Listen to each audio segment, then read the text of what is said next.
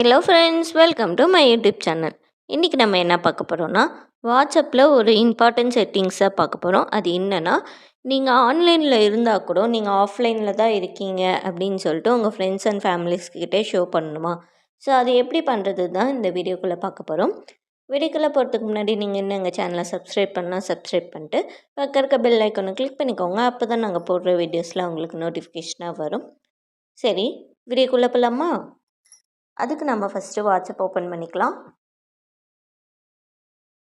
So இதில் பார்த்திங்கன்னா மேலே டாப் ரைட் கார்னரில் ஒரு 3 டாட்ஸ் இருக்கும், அதை கிளிக் பண்ணிக்கலாம். ஸோ இதில் செட்டிங்ஸ்னு ஒரு ஆப்ஷன் இருக்கும், ஸோ அதை கிளிக் பண்ணிக்கலாம்.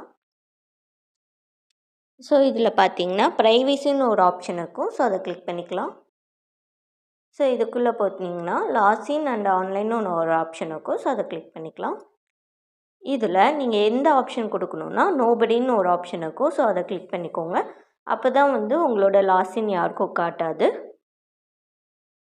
சேம் அதே மாதிரி கீழே ஒரு ஆப்ஷன் இருக்கும், ஸோ அது என்னென்னா நீங்கள் ஆன்லைனில் இருக்கும்போது உங்களுக்கு ஆன்லைன்னு ஷோ ஆகும். ஸோ அது நீங்கள் ஆன்லைன் ஷோ ஆகக்கூடாதுன்னா கீழே சேம் அஸ் லாஸ்இன்னு ஒரு ஆப்ஷன் இருக்கும், ஸோ அதை கிளிக் பண்ணிக்கோங்க. ஸோ அப்போ தான் நீங்கள் ஆன்லைனில் இருந்தாலும் உங்களோட மொபைல் ஆன்லைன் காட்டாது. ஸோ பேக் வந்துக்கோங்க. ஸோ இந்த செட்டிங்ஸ்லாம் சேஞ்ச் பண்ணிட்டு வந்த பின்னாடி கீழே பார்த்தீங்கன்னா ரீட் ரெசிப்ட்டுன்னு ஒரு ஆப்ஷன் இருக்கும், ஸோ இதை ஆஃப் பண்ணி வச்சுக்கோங்க.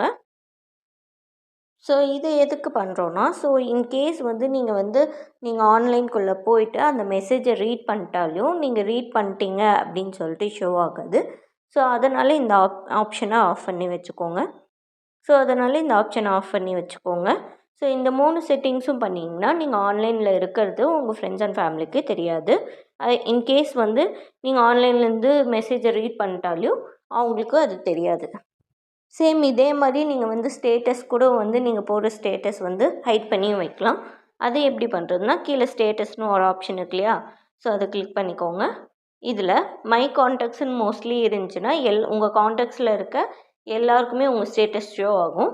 ஸோ இதில் பார்த்தீங்கன்னா ஒன்லி ஷேர் வித்துன்னு ஒரு ஆப்ஷன் இருக்கும், ஸோ அதை கிளிக் பண்ணிவிட்டு ஸோ இதில் உங்களுக்கு யார் யாருக்கு வேணுமோ அவங்க நேமை டிக் பண்ணிக்கோங்க. அப்போ தான் உங்களுக்கு